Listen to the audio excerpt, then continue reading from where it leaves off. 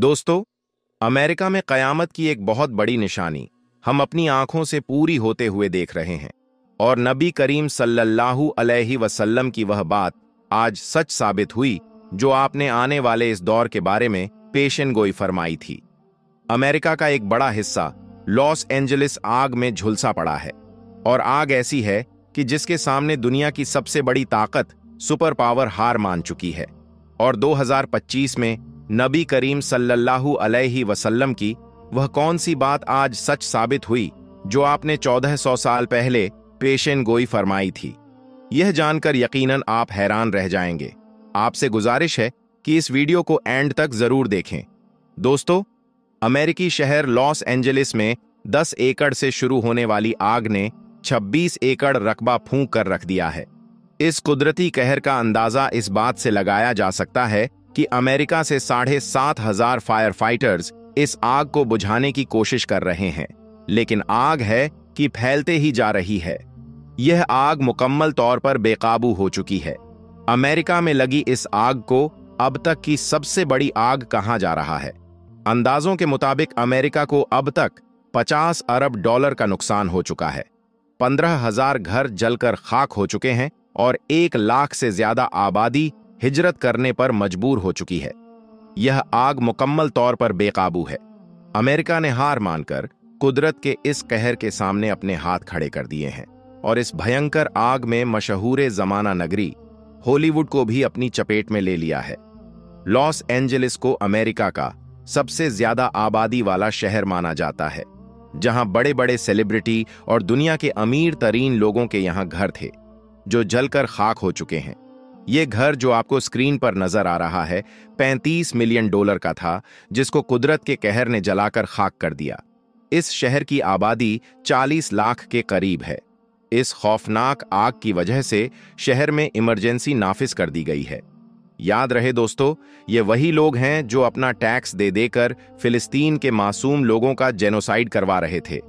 लेकिन यह 2025 का साल अमेरिका के लिए कुदरत का कहर था। अचानक एक ऐसी आग नमूदार होती है जिसकी किसी ने कल्पना भी नहीं की थी, और धीरे धीरे वह आग इतनी फैल जाती है कि जिसके सामने दुनिया का सबसे ताकतवर मुल्क अमेरिका भी हाथ खड़े कर देता है। दोस्तों, अब आपको कयामत की उस निशानी के बारे में बताता हूं जो आकाए करीम सल्लल्लाहु अलैहि वसल्लम ने इस जमाने के बारे में बयान फरमाई थी। हजरत अब्बू हुरैरा इस हदीस के रावी हैं। अल्लाह के रसूल फरमाते हैं, अन करीब आएंगे लोगों पर धोखा देने वाले साल। कुछ रिवायत में ऐसे भी अल्फाज आए हैं कि दज्जाल से पहले धोखा देने वाले साल आएंगे। दूसरी बात, अल्लाह के रसूल ने इस हदीस में यह बयान फरमाई कि इन सालों में झूठे को सच्चा समझा जाएगा और सच्चे को झूठा बताया जाएगा। और तीसरी बात, अल्लाह के रसूल ने इस हदीस में बयान फरमाई कि जो अमानतदार होंगे उन्हें ख़यामत करने वाला समझा जाएगा और जो करप्ट होंगे उन्हें अच्छा समझा जाएगा। और इसके बाद अल्लाह के नबी ने चौथी बात इरशाद फरमाई कि लोगों के मामले में गिरा पड़ा आदमी राय देगा, यानी आम लोगों के मामले में उसके हाथ में डिसीजन पावर होगा। अब आपके जहन में आएगा कि साल तो धोखा नहीं देता, ईयर्स जो होते हैं वह तो धोखा नहीं देते। लेकिन नबी अलैहिस्सलाम यहां फरमाना चाहते हैं कि उस जमाने में, यानी इस जमाने में धोखा और फ्रॉड इतना आम होगा। अल्लाह के रसूल ने यह कह दिया कि वह साल ही धोखा देने वाले होंगे। साल का मतलब उस साल में रहने वाले लोग, जैसा कि आज हमारे सामने है। और इसकी एक बहुत बड़ी मिसाल अमेरिका है। उन्होंने जो जुल्म किए हैं, क्या वह दुनिया के सामने नहीं है? लेकिन जब अमेरिका का नाम आता है तो हमें उसे एक लीडर की तरह समझाया जाता है, एक मसीहा की तरह बताया जाता है, जैसे लोगों का भला करने वाला अमेरिका के सिवा कोई है ही नहीं। दुनिया में यह है कि असल में जो झूठे हैं, जो फ्रॉड हैं, जो इंसानियत का कत्ले आम करते हैं, इनको दुनिया में सच्चा बताया जाता है।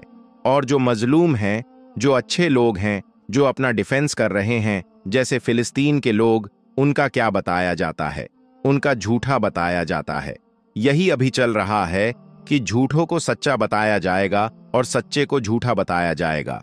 आज जो हम अमेरिका में कुदरत का कहर बनकर आग को देख रहे हैं, वह यकीनन दुनिया के लिए एक बहुत बड़ी निशानी है। और दोस्तों, अल्लाह की लाठी बड़ी बेआवाज है। दोस्तों, अपनी अपनी कीमती राय इस वीडियो के बारे में हमें कमेंट बॉक्स में जरूर दें। दोस्तों, हमारे प्यारे ख्वाजा हुजूर गरीब नवाज रहमतुल्लाह अलैह से एक दिन किसी ने आपकी अकेली जिंदगी पर सवाल किया। उसने कहा, आप शरीयत के सभी नियमों का पालन करते हैं, लेकिन यह बात समझ में नहीं आती कि आपने अब तक शादी क्यों नहीं की। उस शख्स ने हुजूर सल्लल्लाहु अलैहि वसल्लम की मिसाल देते हुए कहा कि पैगंबर इस्लाम ने न सिर्फ निकाह को पसंद फरमाया, बल्कि इसे जिंदगी का एक बहुत ही जरूरी हिस्सा बताया है, खास तौर पर उन लोगों के लिए जो जिम्मेदारियां से फारिग हैं। जब आपका खादिम ने आपको यह बात बताई तो ख्वाजा गरीब नवाज रहमतुल्लाह अलैह ने फरमाया, वह सही कहता है, मुझ में यह कमी है, लेकिन अल्लाह ताला हर चीज पर कुदरत रखता है, वह अपने बंदों की सभी गलतियों को माफ कर सकता है। इसके बाद एक रात ख्वाजा गरीब नवाज रहमतुल्लाह अलैह ने ख्वाब देखा। ख्वाब में आपको हुजूर नबी करीम सल्लल्लाहु अलैहि वसल्लम नजर आए। नबी सल्लल्लाहु अलैहि वसल्लम फरमा रहे थे, मोइनुद्दीन, तुम्हारे लिए जरूरी है कि तुम हमारी हर सुन्नत को जिंदा करो। जब ख्वाजा गरीब नवाज रहमतुल्लाह अलैह की आंख खुली तो आप कांप रहे थे। इस ख्वाब में आपको निकाह करने की हिदायत दी गई। इसके बाद आप कई दिनों तक परेशान और बेचैन रहे। अपने अपने हर अमल पर ध्यान दिया और सोचा कि कौन सी सुन्नत आपसे छूट रही है। फिर अचानक एक दिन आपको याद आया कि आपने अब तक शादी नहीं की। इसी ख्याल के साथ आपके बेचैन मन ने ख्वाब की ताबीर, ख्वाब का मतलब समझ लिया। यह एक बहुत ही अजीब और खास वाकया था। जब हजरत ख्वाजा गरीब नवाज रहमतुल्लाह अलैह ने हुजूर पाक सल्लल्लाहु अलैहि वसल्लम को ख्वाब में देखा, उसी रात पटली किले के हाकिम मलिक खिताब ने काफिरों की फौज पर हमला किया। दोनों तरफ से लड़ाई काफी देर तक चली। हिंदू सेना ने पूरी ताकत से मुकाबला किया, लेकिन आखिर में मलिक खिताब की फौज ने जीत हासिल की। हिंदू राजा या तो मारा गया या किसी खुफिया रास्ते से भाग गया। हालांकि इतिहास में इस बात का पक्का सबूत नहीं है। इतना जरूर पता है कि हिंदू सेना को बुरी तरह हार का सामना करना पड़ा था। इस लड़ाई में राजा की जवान बेटी भी कैद हो गई। मुसलमान सैनिकों ने उसे हकीम पटली के सामने पेश किया। अगले दिन मलिक खिताब उस लड़की को लेकर ख्वाजा गरीब नवाज रहमतुल्लाह अलैह की खिदमत में हाजिर हुआ। मालिक खिताब ने ख्वाजा गरीब नवाज रहमतुल्लाह अलैह के कदम चूमे और कहा, यह लड़की एक बड़े खानदान से ताल्लुक रखती है। मेरी ख्वाहिश है कि आप इसे अपनी कनीज यानी नौकरानी के तौर पर कबूल करें। ख्वाजा मोइनुद्दीन चिश्ती रहमतुल्लाह अलैह ने उसकी बात ठुकराते हुए फरमाया, मुझे किसी कनीज या नौकरानी की जरूरत नहीं। अगर यह लड़की अपनी मर्जी से इस्लाम कबूल करना चाहे तो इसका निकाह फौज के किसी बड़े और ओहदेदार अधिकारी से करवा दो। लेकिन याद रखना, इस्लाम में जोर जबरदस्ती हरगिज जायज नहीं। इसे अपनी मर्जी से फैसला करने दो। यह एक बेगुनाह और मजबूर औरत है। इसे जहां जाना है जाने दो। ख्वाजा गरीब नवाज रहमतुल्लाह अलैह आगे फरमाया, अगर हिंदू लोग दोबारा बगावत के लिए तैयार ना हों तो उन्हें भी माफ कर दो। काफिरों के साथ भी मोहब्बत और इंसाफ से पेशा आओ, ताकि वह समझ सकें कि इस्लाम कितना रहम दिल और खूबसूरत दीन है। ख्वाजा गरीब नवाज रहमतुल्लाह अलैह ने अपनी बात नरमी से कह दी, लेकिन मलिक खिताब बार बार जिद करता रहा। वह सिर्फ आपकी खुशी चाहता था। आखिरकार जब उसकी जिद खत्म नहीं हुई तो ख्वाजा गरीब नवाज रहमतुल्लाह अलैह को सख्त लहजे में बात करनी पड़ी। आपने फरमाया, यह लड़की तुम्हारी कैदी जरूर है, लेकिन तुम्हें इसे अपनी मर्जी के मुताबिक चलाने का कोई हक नहीं। यह एक मजबूर औरत है। इसके हालात का एहसास करो और इसे आजाद कर दो। यह खुद जहां जाना चाहेगी वहां चली जाएगी। यह सुनकर मलिक खिताब चुप हो गया और मायूस होकर ख्वाजा साहब की बारगाह से उठ खड़ा हुआ। उसने राजकुमारी को साथ चलने का इशारा किया, लेकिन वहां मौजूद लोग हैरान रह गए जब लड़की ने उसके साथ जाने से इनकार कर दिया। ख्वाजा गरीब नवाज रहमतुल्लाह अलैह ने उस समझाने की बहुत कोशिश की, लेकिन लड़की ने कहा, आपने ही तो फरमाया था कि मुझे मेरी मर्जी पर छोड़ दिया जाए। अब मेरी ख्वाहिश है कि मैं मुसलमान बनकर अपनी बाकी जिंदगी आपके कदमों में गुजार दूं। लड़की के लिए ख्वाहिश इतनी मजबूत थी कि ख्वाजा गरीब नवाज रहमतुल्लाह अलैह उसे मना नहीं कर सके। मलिक खिताब यही चाहता था और अल्लाह की कुदरत ने उसकी यह तमन्ना पूरी कर दी। कुछ दिनों बाद उसे हिंदू लड़की ने अपने बाप दादा का धर्म छोड़कर इस्लाम कबूल कर लिया। इसके बाद ख्वाजा गरीब नवाज रहमतुल्लाह अलैह ने उस लड़की का नाम अमातुल्लाह रखा और उससे निकाह कर लिया। बीवी अमातुल्लाह बहुत नेक और पाक दामन खातून थी। उनके अच्छे किरदार ने गैर मुस्लिम औरतों पर गहरा असर डाला और इस तरह इस्लाम और फैलने लगा। बीवी अमातुल्लाह से ख्वाजा गरीब नवाज रहमतुल्लाह अलैह की बेटी बीबी हाफिजा जमाल पैदा हुई। बीवी हाफिजा का हिंदुस्तान की पाक औरतों में बहुत ऊंचा मकाम है। उनका मज़ार शरीफ सुल्तानुल हिंद के पास ही वाक़े है। दोस्तों, इतिहास की भरोसेमंद किताबों में ख्वाजा गरीब नवाज रहमतुल्लाह अलैह की दूसरी शादी का भी जिक्र मिलता है। लिखा है कि सैयद वजीहुद्दीन चिश्ती रहमतुल्लाह अलैह, जिन्हें कुतुबुद्दीन ऐबक ने अजमेर का हकीम बनाया था, उनकी एक बेटी थी जिनका नाम बेबी इस्मत खातून था। सैयद वजीहुद्दीन अपनी बेटी की शादी को लेकर बहुत परेशान रहते थे। एक रात उन्होंने ख्वाब में हजरत इमाम जाफर सादिक रज़ियल्लाहु अन्हु को देखा।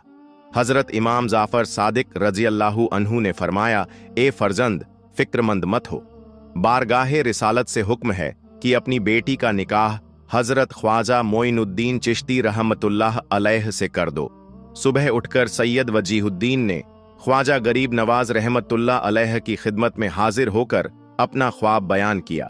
हालांकि हजरत ख्वाजा गरीब नवाज रहमतुल्लाह अलैह पहले से शादीशुदा थे, लेकिन जब आपने यह सुना कि यह नबी पाक सल्लल्लाहु अलैहि वसल्लम का हुक्म है तो तुरंत निकाह के लिए तैयार हो गए। बीबी इस्मत खातून रहमतुल्लाह अलैह से आपके 3 बेटे हुए। एक ख्वाजा फखरुद्दीन, दूसरे ख्वाजा जियाउद्दीन, तीसरे ख्वाजा हिसामुद्दीन। हजरत ख्वाजा फखरुद्दीन रहमतुल्लाह अलैह एक बड़े बुजुर्ग और बहुत जलाल वाले शख्स थे। आपने अपनी पूरी जिंदगी इस्लाम की खिदमत के लिए वक्फ कर दी। आप हमेशा इस्लाम का पैगाम फैलाने और जिहाद के मैदान में लगे रहते थे। आखिरकार एक जंग में कुफ्फार से लड़ते हुए आप शहीद हो गए। आपका मज़ार मुबारक किशनगढ़ के कस्बे सरवार शरीफ में है, जो अजमेर से तकरीबन 30 से 40 किलोमीटर की दूरी पर है। हजरत ख्वाजा फखरुद्दीन रहमतुल्लाह अलैह अपने वालिद हजरत ख्वाजा मोइनुद्दीन चिश्ती रहमतुल्लाह अलैह विसाल के बाद 30 साल तक जिंदा रहे। आपके जलाल और बुजुर्गी का यह हाल था कि आप अक्सर जंग की हालत में फरमाते, जो बाप के दरवाजे से बेमुराद लौटे वो बेटे के पास आए, इंशाअल्लाह उसकी मुराद पूरी होगी। इसका मतलब था कि जो लोग हजरत ख्वाजा गरीब नवाज रहमतुल्लाह अलैह के दरबार से अपनी दुआओं का जवाब न पाएं, वह ख्वाजा फखरुद्दीन रहमतुल्लाह अलैह की दरगाह में हाजिर हों। अल्लाह ताला उनके जरिए अपने रहमतों से उनकी मुरादें जरूर पूरी करेगा। यह बात सिर्फ एक रिवायत नहीं है, बल्कि हिंदुस्तान के बेशुमार लोगों ने इसे सच होते देखा और महसूस किया है। हजरत ख्वाजा फखरुद्दीन रहमतुल्लाह अलैह की इस बात ने अनगिनत लोगों के मसाइल समस्याएं हल की हैं। यह अल्लाह ताला का एक राज है जिसे कोई समझ नहीं सका। खुदा की कुदरत जमीन पर अपने निशानियां जाहिर करने के अलग अलग तरीके रखती है। हजरत ख्वाजा फखरुद्दीन रहमतुल्लाह अलैह वो बुजुर्ग हैं जिनके जरिए अल्लाह ने ख्वाजा गरीब नवाज रहमतुल्लाह अलैह की नस्ल को आगे बढ़ाया। आज भी लाखों लोग ख्वाजा गरीब नवाज रहमतुल्लाह अलैह के बेटे ख्वाजा फखरुद्दीन रहमतुल्लाह अलैह के दरबार से फैज पाते हैं। दोस्तों, एक और दिलचस्प वाक्य सुने। जब ख्वाजा गरीब नवाज रहमतुल्लाह अलैह अजमेर में कुछ वक्त गुजारने के बाद फिर से दिल्ली तशरीफ लाए तो हालात बदल चुके थे। पिछली बार जब आप दिल्ली आए थे तो सुल्तान कुतुबुद्दीन ऐबक की हुकूमत थी, लेकिन अब ऐबक का इंतकाल हो चुका था और उनकी जगह सुल्तान शमसुद्दीन अल्तमश हिंदुस्तान पर हुकूमत कर रहे थे। यह वही नौजवान था जो एक बार तीर कमान लिए हुए ख्वाजा गरीब नवाज रहमतुल्लाह अलैह के सामने से गुजरा था। उस वक्त ख्वाजा साहब ने फरमाया था, खुदा इस नौजवान को उस वक्त दुनिया से नहीं उठाएगा जब तक ताज और तख्त इसका मुकद्दर नहीं बन जाते। हिंदुस्तान का तख्त इसका इंतजार कर रहा है। फिर वक्त बदला और अल्तमश फौज में सबसे ऊंचे ओहदे तक पहुंच गए और उन्होंने कई जंगों में हिस्सा लिया और अपनी बहादुरी के कारनामे दिखाए। उनकी बहादुरी देखकर सुल्तान कुतुबुद्दीन ऐबक की मोहब्बत और बढ़ गई, यहां तक कि उन्होंने अपनी बेटी का निकाह अल्तमश से कर दिया। फिर जब सुल्तान कुतुबुद्दीन ऐबक का इंतकाल हो गया तो अल्तमश सुल्तान शमसुद्दीन के नाम से हिंदुस्तान के बादशाह बन गए। जब दिल्ली के लोगों को ख्वाजा गरीब नवाज रहमतुल्लाह अलैह की भविष्यवाणी के बारे में पता चला तो किसी को यकीन नहीं हुआ। लोग हैरान थे कि कोई इंसान कैसे 10-12 साल बाद होने वाले वाक्य को पहले ही देख सकता है। धीरे धीरे यह खबर सुल्तान शमसुद्दीन अल्तमश तक भी पहुंची। सुल्तान को यह पता चला कि दिल्ली में ख्वाजा कुतुबुद्दीन बख्तियार काकी रहमतुल्लाह अलैह नाम के एक बुजुर्ग रहते हैं। वह ख्वाजा गरीब नवाज रहमतुल्लाह अलैह के शागिर्द और मुरीद हैं, जिनके पीरो मुर्शिद ख्वाजा गरीब नवाज रहमतुल्लाह अलैह ने ही यह भविष्यवाणी की थी। सुल्तान अल्तमश यह सुनकर बहुत हैरान हुए और ख्वाजा कुतुबुद्दीन बख्तियार काकी रहमतुल्लाह अलैह से मिलने के लिए उनके खानका पहुंचे।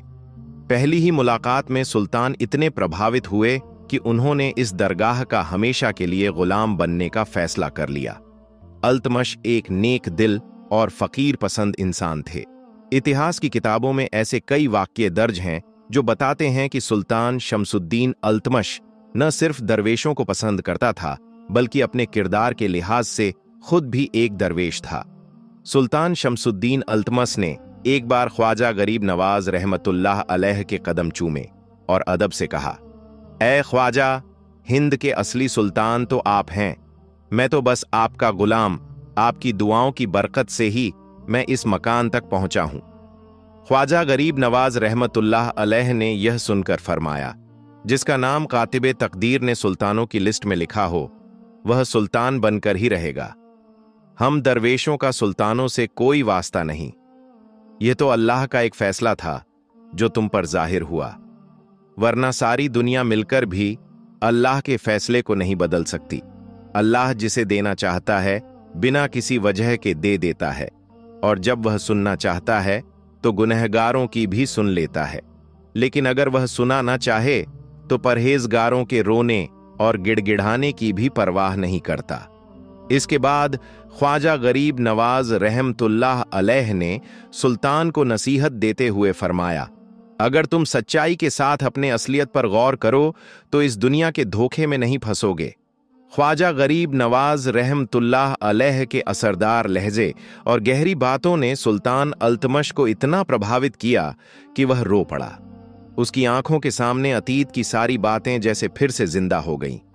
ख्वाजा गरीब नवाज ने उसे उसके गुलामी के दिनों की याद दिलाई। यह सुनकर सुल्तान की आजिज़ी और इनकिसारी बढ़ गई। उसका सर झुक गया और उसकी आंखों से आंसू बहने लगे। सुल्तान ने गहरे दर्द और नर्म अंदाज में कहा, ऐ रहमत के ताजदार, आपका यह गुलाम एक ऐसे रास्ते पर अकेला खड़ा है जहां हर तरफ कांटे कांटे हैं। दुआ करें कि मैं इस रास्ते से सलामती से निकल जाऊं, और यह भी दुआ करें कि जिसने मुझे गुलामी की जंजीरों से आजाद करके शाही ताज पहनाया, मैं उसकी मर्जी के मुताबिक चल सकूं। खुदा से मेरी गुजारिश है कि वह मुझे नफ्स की बुराइयों से बचाए और मेरी वजह से उसके बंदों को कोई तकलीफ ना हो। यह मंजर देखकर वहां मौजूद लोग हैरान रह गए। पहली बार उन्होंने एक सुल्तान को इतना आजिज और नर्म लहजे में बात करते हुए देखा, लेकिन जो समझदार लोग थे वह जानते थे कि यह सब ख्वाजा गरीब नवाज रहमतुल्लाह अलैह की रूहानी ताकत और जलाल का असर था। ख्वाजा गरीब नवाज रहमतुल्लाह अलैह ने सुल्तान पर दुआएं करते हुए फरमाया, सुल्तान शमसुद्दीन, तुम शुरू से ही बुजुर्गों की दुआओं के साए में हो। अल्लाह अपने बंदों को आजमाने के लिए अलग अलग तरीके अपनाता है। कभी किसी का ताज और शाही रुतबा छीन कर राजमाता है तो कभी किसी को हुकूमत की जिम्मेदारियां में डालकर। कामयाब वही होता है जो हर मुश्किल के बीच अपने किरदार को पाक और बेदाग रखता है। यह दुनिया का सबसे मुश्किल काम है। फिर फरमाया, लेकिन इस फकीर की दुआएं तुम्हारे साथ हैं। अल्लाह तुम्हारा मददगार है और हर मुश्किल को आसान करने वाला है। हमेशा अदलो इंसाफ को कायम रखना, क्योंकि अल्लाह बेइंसाफ हुक्मरानों को कभी पसंद नहीं करता। दुआ पूरी होने के बाद सुल्तान शमसुद्दीन अल्तमश ने ख्वाजा गरीब नवाज रहमतुल्लाह अलैह के हाथ चूमे और अदब से वापस जाने लगे। जब वह वापस जा रहे थे तो लोगों ने सुना कि वह बड़े जोश और जब्बे से कह रहे थे, मैं अपनी बादशाही पर गर्व नहीं करता, बल्कि यह ख्वाजा गरीब नवाज रहमतुल्लाह अलैह की दुआ का असर है, जिन्होंने अपनी मुबारक जबान से मुझे सुल्तान कहा। उसी की बरकत से मैं आज बादशाह हूं। उसी जमाने में शेख शहाबुद्दीन रहमतुल्लाह अलैह एक बड़े खलीफा और मशहूर बुजुर्ग हजरत ख्वाजा हमीदुद्दीन नागौरी रहमतुल्लाह अलैह बगदाद से दिल्ली आए। काजी हमीदुद्दीन को धार्मिक संगीत, जिसे सीमा कहा जाता है, बहुत पसंद था। दिल्ली के कुछ सूफी बुजुर्ग, जिनमें हजरत ख्वाजा कुतुबुद्दीन बख्तियार काकी रहमतुल्लाह अलैह भी शामिल थे, उन्होंने काजी साहब की इज्जत में सीमा की महफिल रखी। लेकिन दिल्ली के उलेमा इस सीमा के सख्त विरोधी थे, जिसकी वजह से उन्हें काजी साहब और दूसरे सूफियों से नाराजगी हो गई। मौलाना रुकनुद्दीन समरकंदी, जो उस समय के बड़े आलिम थे, सूफियों और दरवेशों के खिलाफ हो गए। एक बार सुल्तान शमसुद्दीन अल्तमश के महल के पास धार्मिक संगीत सीमा की एक महफिल हुई। जब हजरत ख्वाजा कुतुबुद्दीन बख्तियार काकी रहमतुल्लाह अलैह को इसका पता चला तो वह अपने कुछ साथियों के साथ वहां पहुंचे। उन्होंने अपने घर वालों से कहा कि जब मौलाना रुकमुद्दीन आएं तो वह लोग चुप जाएं। अगर वह बिना इजाजत के अंदर आएं तो हम उनका विरोध करेंगे। जब मौलाना रुकमुद्दीन आए तो घर में किसी को न देखकर वापस लौट गए। इस मामले को टाल दिया गया, लेकिन कई और उलेमा भी इस सीमा के खिलाफ थे। सुल्तान शमसुद्दीन अल्तमस के दरबार के दो मशहूर आलिम मुल्ला इमामुद्दीन और मुल्ला जलालुद्दीन सीमा के खिलाफ थे। उन्होंने अपने असर का इस्तेमाल करते हुए अल्तमश पर दबाव डाला और सीमा की महफिलों पर पाबंदी लगवा दी। फिर एक खास बैठक में सुल्तान ने हजरत काजी हमीदुद्दीन नागौरी रहमतुल्लाह अलैह को बुलाया ताकि वह उलेमा के सवालों का जवाब दें। मुल्ला इमामुद्दीन और मुल्ला जलालुद्दीन ने उनसे पूछा, क्या शरीयत में सीमा हराम है या हलाल?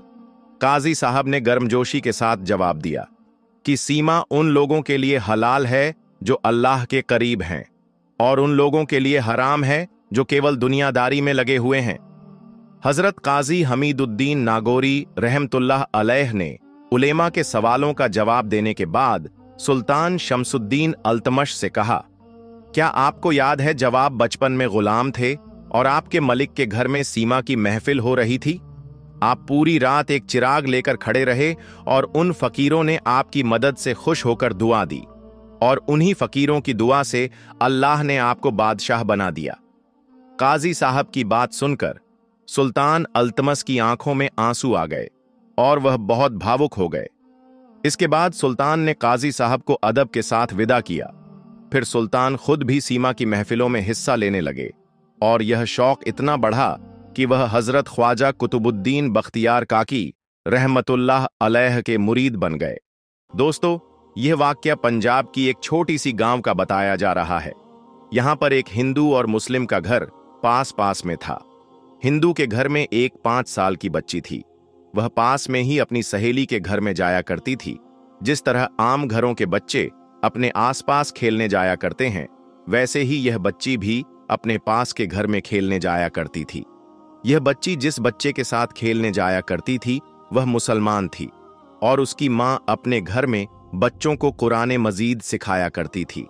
इसलिए जब भी उसकी वालिदा बच्चों को कुरान पाक सीखने के लिए बुलाती तो वह हिंदू लड़की भी उसके साथ में यानी उसके पास में बैठ जाया करती थी। प्यारे दोस्तों, धीरे धीरे उसका भी मन पढ़ने में लग गया। एक दिन उसने अपनी सहेली की मां से कहा कि अम्मा, मैं भी पढ़ना चाहती हूं। अब सहेली की मां ने साथ में उसे भी पढ़ाना शुरू कर दिया। हिंदू लड़की ने धीरे धीरे कायदा पढ़ना सीखा। फिर उसने बाकायदा कुरान मजीद भी अपनी सहेली के साथ पढ़ना शुरू कर दिया। उस बच्ची ने अपने माँ बाप को इसके बारे में कुछ भी नहीं बताया, यानी कि उस हिंदू लड़की के माँ बाप इस बात से अनजान थे। जब मुस्लिम लड़की ने कुरान पाक मुकम्मल पढ़ना सीख लिया, तब तक यह हिंदू लड़की भी पूरा कुरान मजीद पढ़ना सीख गई थी। प्यारे दोस्तों, उसके बाद एक ऐसा वक्त आया कि वह बच्ची जवान हो गई। मां ने उसकी शादी एक कट्टर हिंदू नौजवान के साथ तय कर दी। वह इतना ज्यादा कट्टर था कि मुसलमानों को देखना तो दूर की बात थी, मुसलमानों से बात करना भी पसंद नहीं करता था। अब उस लड़की की शादी होने लगी। एक दिन वह लड़की अपनी मुस्लिम सहेली की वालिदा के पास गई और उसको कहने लगी कि मैंने आपसे पूरा कुरान पाक पढ़ना सीख लिया और मैंने दिल ही दिल में कलमा भी पढ़ लिया, मगर मैं इसके बारे में अपने घर वालों को कुछ भी नहीं बता सकती। अगर मैंने उनको बता दिया तो वह लोग मेरा कत्ल कर देंगे, और अब मेरी शादी भी एक कैसे इंसान के साथ होने वाली है जो मुसलमानों को देखना भी नहीं चाहता। यह सुनकर उसकी सहेली की वालिदा ने कहा कि बेटा, अगर तुझको कुरान पाक से सच्ची मोहब्बत है तो अल्लाह तबारक व ताला पर भरोसा रखो। अल्लाह रब्बुल इज्जत तुम्हारे ईमान को जाया होने से जरूर बचा लेगा। उसके बाद सहेली की वालिदा ने उसके लिए शादी का एक तोहफा तैयार किया। उन्होंने उसको तोहफे तौर पर कुरान पाक तैयार करके देने का इरादा किया। फिर उसके घर जाकर उस लड़की की मां से कहा कि हमने गिफ्ट की पैकिंग बहुत ही खूबसूरत तरीके से की है, इसलिए हम चाहते हैं कि हमारा तोहफा लड़की के ससुराल में जाकर ही खुले, यानी कि इस तोहफे को यहां पर मत खोलना। लड़की की मां ने उसकी बात को मान लिया। आखिरकार उस लड़की की शादी हो गई और वह अपने ससुराल में पहुंच गई, और उसके साथ वह कुरान पाक का तोहफा भी ससुराल पहुंच गया। उस लड़की ने कुरान को कहीं पर एक बॉक्स में छुपा दिया। उसका शौहर जब भी दफ्तर में जाता और वह घर में अकेली होती तो वह चुपके से कुरान पाक निकाल लेती और पढ़ना शुरू कर देती, और शौहर के आने से पहले पहले कुरान पाक को फिर से छुपा देती थी। दोस्तों, इस तरह से कई साल गुजर गए, यहां तक कि वह लड़की हामिला यानी कि मां बनने वाली थी। अब वह सोचने लगी कि मैंने तो अपना ईमान छुपाया हुआ है, और जब शौहर घर पर नहीं होते तो मैं कुरान पाक पढ़ लेती हूं, मगर मेरे इस बच्चे का क्या करूं? मेरे इस बच्चे के ईमान का क्या होगा? यही सोचकर वह अल्लाह से दुआएं मांगती रही, या अल्लाह, कोई ऐसी तरकीब बता कि मैं अपने बच्चों को भी कलमा पढ़ा सकूं। प्यारे दोस्तों, उसको कोई भी ऐसी सूरत नजर नहीं आ रही थी कि वह अपने शौहर के सामने इस बात को बोल सके। मगर अल्लाह की शान देखिए कि एक दिन उसका शौहर बीमार हो गया और वह अस्पताल में अपना टेस्ट करवाने के लिए पहुंच गया। जब डॉक्टर ने उसकी जांच की तो डॉक्टरों ने जो बताया उसे सुनकर वह हैरान व परेशान हो गया, क्योंकि डॉक्टर ने उसको बताया कि उसको कैंसर हो गया है और उसके बचने की उम्मीद खत्म हो गई है। अब वह हैरानो परेशान अपने घर आया और अपनी बीवी को देखकर रोने लगा और कहने लगा कि तुम बहुत ही ज्यादा खूबसूरत हो, वफादार हो, मोहब्बत करने वाली हो, लेकिन अब तुम्हारा साथ सिर्फ कुछ ही दिनों का है। मेरी जिंदगी सिर्फ 1 महीने की है। और उसने फिर हॉस्पिटल का सारा वाकया अपनी बीवी को सुना दिया। प्यारे दोस्तों, उसकी यह बातें सुनकर उसकी बीवी भी रोने लगी और अपने को तसल्ली देने लगी, और अपने शौहर को तसल्ली देते हुए बोली कि आप परेशान ना हो, मेरे पास इसकी एक दवा है और मुझे पूरी उम्मीद है कि आप बिल्कुल ठीक हो जाओगे, मगर आप वादा करो कि मैं जो भी करूंगी उसके बारे में आप मुझसे कोई भी सवाल नहीं पूछेंगे। यह सुनकर उसके शौहर ने कहा कि मैं वादा करता हूं कि अगर मैं सही हो गया तो तुम जैसा भी कहोगी वैसा ही करूंगा, तुम्हारी हर एक बात को मानूंगा।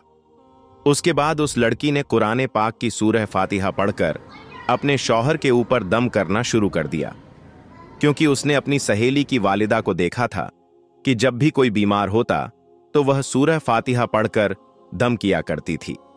यह देखकर शौहर ने पूछा, तुम क्या कर रही हो? तो वह कहने लगी कि मैं तुम्हारा इलाज कर रही हूं और तुम्हारा और मेरा वादा हो चुका है कि आप इसके बारे में मुझे कुछ भी नहीं बोलेंगे। उसके बाद उसके शौहर ने पूछना ही बंद कर दिया कि तुम क्या कर रही हो और क्या नहीं कर रही हो। प्यारे दोस्तों, उसके बाद अल्लाह तबारक व ताला की शान देखिए। 1 महीने तक वह लड़की अपने शौहर पर सूरह फातिहा पढ़ पढ़कर दम करती रही।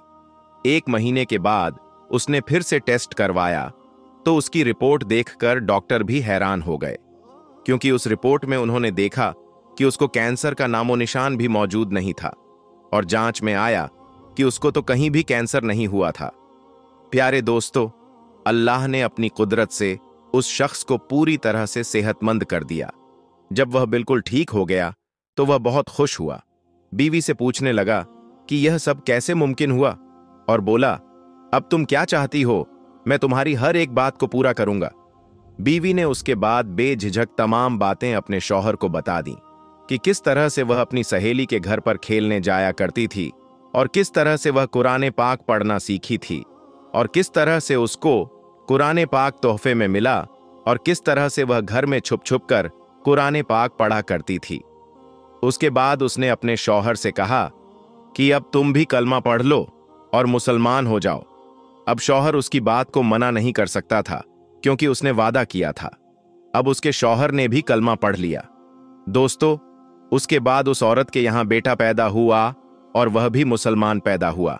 मतलब यह कि उनकी पूरी फैमिली मुसलमान हो गई थी।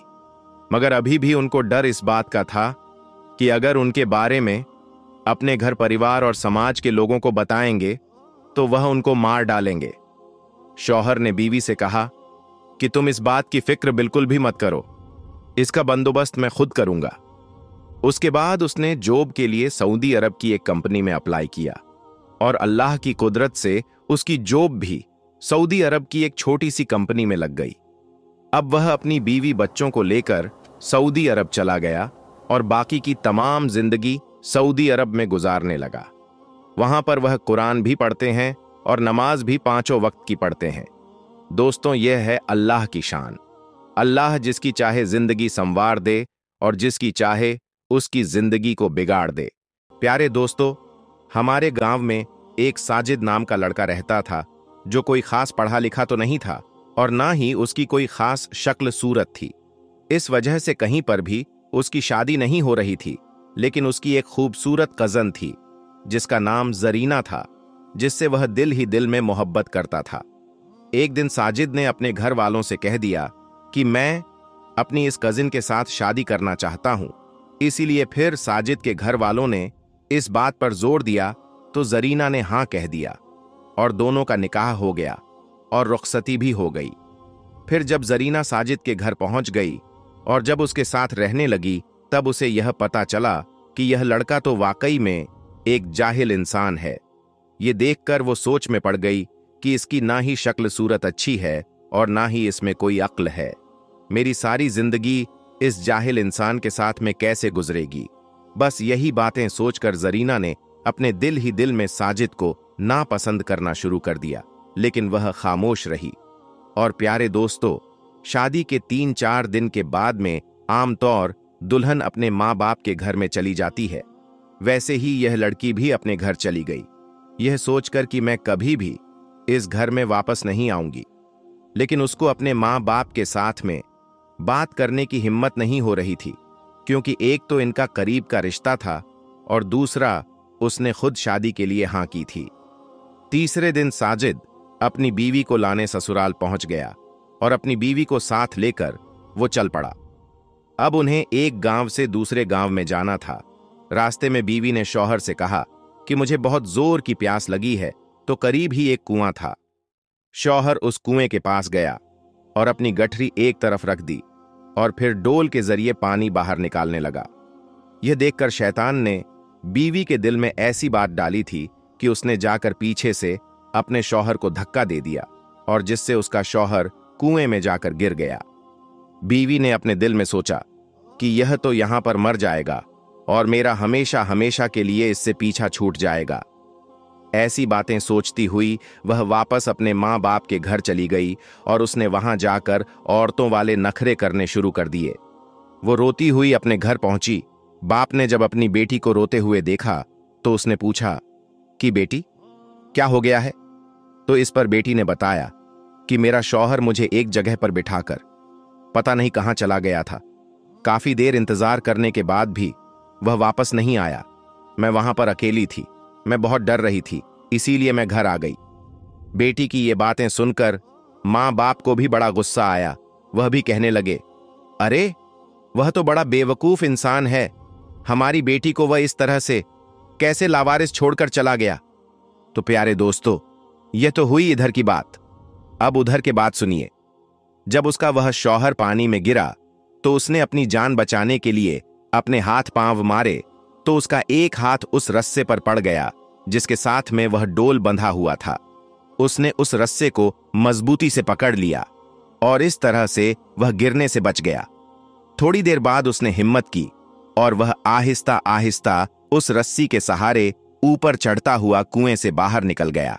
बाहर आकर वह सोचने लगा कि आखिर मेरी बीवी मेरे साथ ऐसा कैसे कर सकती है, उसने मेरे साथ ऐसा क्यों किया होगा। मगर कोई बात नहीं, मैं दोबारा उसे लेने जाता हूं, शायद वह बदल जाए। बस यही बातें सोचकर वह दोबारा अपने ससुराल चला गया। जैसे ही वह ससुराल के घर में दाखिल हुआ तो लड़की के माँ बाप ने उसे बहुत खरी खोटी सुनाई। वह कहने लगे, तू ऐसा बेअक्ल इंसान है कि हमारी बेटी को अकेला छोड़कर वहां से चला गया। तू तो बड़ा ही बेपरवाह इंसान है। हमारी बेटी को अगर कुछ हो जाता तो। इस तरह से उसने जो कुछ कहा उसने खामोशी से सुना। फिर आखिर में सिर्फ इतना ही कहा कि मुझे बहुत बड़ी गलती हो गई है, अब आगे ऐसा नहीं होगा, आप अपनी लड़की को मेरे साथ में भेज दें। जब लड़की के माँ बाप ने देखा कि इस बात पर वह बहुत शर्मिंदा हो रहा है तो फिर उन्होंने अपनी बेटी से कहा, कोई बात नहीं बेटी, अब तुम इसके साथ में चली जाओ, अब ये ऐसा नहीं करेगा। अब उसकी बीवी फिर से उसके साथ तो चल पड़ी, लेकिन उसके दिल में एक बात बार बार आ रही थी और वह सोचने लगी कि अगर यह अनपढ़ है, बेअक्ल है, इसकी शक्ल अच्छी नहीं, पर उसने मेरे माँ बाप के सामने मेरे ऐब को छुपाया, इसका दिल बहुत बड़ा है। अगर आज ये मेरे माँ बाप के सामने मेरी हरकतें खोल देता तो मैं अपने माँ बाप को मुंह दिखाने के काबिल नहीं रहती। बस इसी बात से बीवी के दिल में ऐसी मोहब्बत पैदा हुई कि वह अपने किए पर बहुत ही ज्यादा शर्मिंदा हुई। उसने सच्चे दिल से अपने शौहर को अपना भी लिया। शौहर ने देखा कि उसकी बीवी अपने किए पर बहुत शर्मिंदा है और वाकई में उसमें काफी तब्दीली भी आ गई थी। इसी वजह से फिर अपनी बीवी के सामने उसने ये बात कभी दोबारा नहीं कही। खैर, उसके बाद उन दोनों मियां बीवी में बेपनाह मोहब्बत ने जन्म ले लिया, और मोहब्बत भी ऐसी कि अब दोनों एक दूसरे के बगैर सांस भी नहीं लेते थे। फिर ऐसे करते करते कब 5 साल का वक्त गुजर गया, दोनों को एहसास तक ना हुआ। बस अब दोनों की जिंदगी में अगर किसी बात की कमी थी तो वह थी औलाद की कमी। दोनों को नेक औलाद की ख्वाहिश थी, मगर हर मुमकिन कोशिश के बाद अल्लाह ने उनको औलाद से नहीं नवाजा। फिर एक दिन अल्लाह ने उनकी ये दुआ भी सुन ली। दोनों मियां बीवी के लिए वह बेहद ही खुशी का दिन था। जब बीवी को मालूम हुआ कि वह हामला है तो उसको ऐसा लगा कि जैसे उसकी जिंदगी मुकम्मल हो गई हो। लेकिन दोस्तों, अल्लाह को शायद कुछ और ही मंजूर था। 6 महीने के बाद एक हादसे में अचानक साजिद का इंतकाल हो गया। शौहर की अचानक मौत से बीवी को गहरा सदमा लगा और उसका रो रो कर बुरा हाल हो गया। उसकी तो पूरी जिंदगी ही उजड़ चुकी थी। उसको ऐसा लगने लगा था कि जैसे वो अब जी नहीं पाएगी। लेकिन उसके जीने की आस, उसकी कोख में पलने वाला वह बच्चा था। अब उसको अपने उस बच्चे के लिए जीना ही था, क्योंकि बीवी अपने शौहर की आखिरी निशानी को न सिर्फ दुनिया में लाना चाहती थी, बल्कि उसे परवान भी चढ़ाना चाहती थी। शौहर को फिर गांव के कब्रिस्तान में दफना दिया गया। यह बीवी रोजाना अपने शौहर के कब्र पर जाती और वहां कुरान पाक की तिलावत करती थी। अब हर रोज कुरान पाक की तिलावत करना और रोना उसका मामूल बन गया था। कोई भी दिन ऐसा नहीं होता जब वह अपने शौहर की कब्र पर ना जाती थी। और इस तरह करते करते पूरे 9 महीने का वक्त बीत गया। तो अब वह वक्त भी आ चुका था जब इसका बच्चा कभी भी अब इस दुनिया में आ सकता था। एक दिन ऐसा हुआ कि बीवी अपने शौहर की कब्र पर बैठी रो रही थी, तो तभी अचानक से उस शदीद दर्द होना शुरू हो गया। दर्द इस कदर तेज होने लगा कि वह वहीं पर अपने शौहर की कब्र के पास में गिर गई और मदद के लिए पुकारने लगी। मगर कब्रिस्तान में दूर दूर तक कोई भी दिखाई नहीं दे रहा था जो उसकी मदद के लिए वहां आता। दर्द से उसे ऐसा लग रहा था कि जैसे उसका आखिरी वक्त आ चुका है। उसने अल्लाह से मदद के लिए दुआ की कि या अल्लाह, मैं अपने शौहर के आखिरी निशानी को इस दुनिया में लाना चाहती हूं। या अल्लाह, तू ही मदद करने वाला है। या अल्लाह, मेरी मदद फरमा। दर्द से तड़पते हुए बीवी को काफी वक्त बीत गया था, मगर वहां पर कोई भी उसके मदद के लिए नहीं आया था। अब तो दर्द की वजह से उसकी आंखें भी बंद होने लगी थीं। उस पर मौत की सी कैफियत तारी होने लगी थी कि इतने में अचानक से किसी ने पीछे से आकर उसका हाथ थाम लिया। उसने अपनी रोती हुई आंखों से देखा तो उसके होश उड़ गए। उसने देखा कि उसका हाथ थामने वाला कोई और नहीं बल्कि उसका शौहर साजिद ही था, जिसे देखकर वह रोने लगी और कहने लगी, साजिद, आप मुझे माफ कर दें। मैं आपकी आखिरी निशानी दुनिया में लाने से पहले ही शायद दुनिया छोड़कर जा रही हूं। शौहर ने प्यार से अपनी बीवी के माथे को सहलाया और फिर उसको उठाकर वहां से चल पड़ा। फिर जब बीवी को होश आया तो उसने देखा कि वह एक सुनसान जगह पर थी और उसे एक बच्चे के रोने की आवाज सुनाई दे रही थी। वह कुछ भी समझ नहीं पा रही थी। फिर उसने अपने शौहर को जोर जोर से पुकारा तो फिर एक औरत उसके पास आई और कहने लगी, मुबारक हो, अल्लाह ने आपको बेटे से नवाजा है। जरीना ने फौरन पूछा कि मैं कहां पर हूं, तो उस औरत ने बताया कि तुम बहुत बुरी हालत में थी, तुम्हें मेरे पास एक शख्स छोड़कर गया था। मैं इस गांव में दाई का काम करती हूं। अच्छा हुआ कि ठीक वक्त पर तुम यहां आ गई, वरना तुम्हारी और तुम्हारे इस बच्चे की जान भी जा सकती थी। जरीना ने पूछा कि वह शख्स कौन था, तो सूरत ने कहा कि उसने मुझे कुछ नहीं बताया, बल्कि उसने अपना चेहरा एक चादर से छुपा रखा था और तुम्हें मेरे हवाले करके पता नहीं वो शख्स कहां चला गया। प्यारे दोस्तों, वो अजनबी शख्स कौन था? उसका शौहर था या फिर कोई और था? जरीना आज तक इस बात को नहीं समझ पाई, लेकिन वह जो भी था वह अल्लाह की तरफ से गैबी मदद थी। उसने अपने बेटे को देखा और फिर सीने से लगाकर फूट फूट कर रोने लगी और अल्लाह का शुक्र अदा करने लगी। और आज सालों बीत गए, लेकिन जरीना ने अपने शौहर की कब्र पर जाना आज तक नहीं छोड़ा। जरीना आज तक अपने शौहर को नहीं भूल पाई। वह खुश है कि उसके शौहर की आखिरी निशानी यानी कि उसका बेटा उसके साथ में है।